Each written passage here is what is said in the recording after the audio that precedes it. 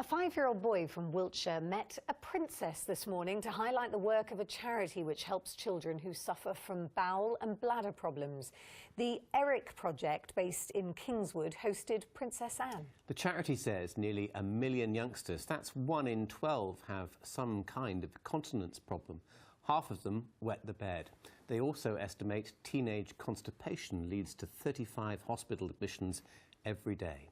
Scott Ellis reports. Princess Anne at the Kingswood headquarters of the ERIC charity.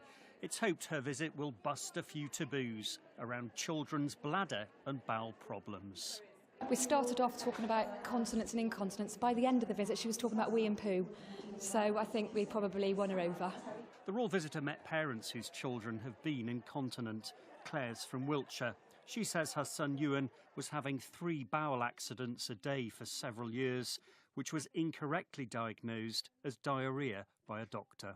He struggled at school, he was excluded from nursery activities, and just going out of the house meant we had to plan so much in advance. We struggled to do any sort of activities with a fear of him having accidents. Claire rang the ERIC helpline. They identified Ewan was chronically constipated, and using medication and renewed toilet training, he's made a full recovery. He was happier, more comfortable, he's so much more confident, and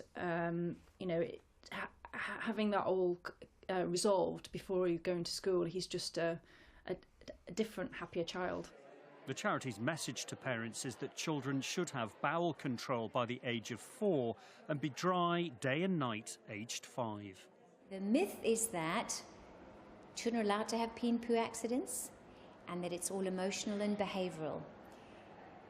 Just like adults, children shouldn't have to put up with incontinence, and it's not necessarily emotional or behavioural. There may well be some underlying issues that really need sorting out. So there's help out there, we need to go out and get it. The charity's helpline is one starting point, but they also train up school nurses, so their expertise is never far away. Scott Ellis, BBC Points West, Kingswood.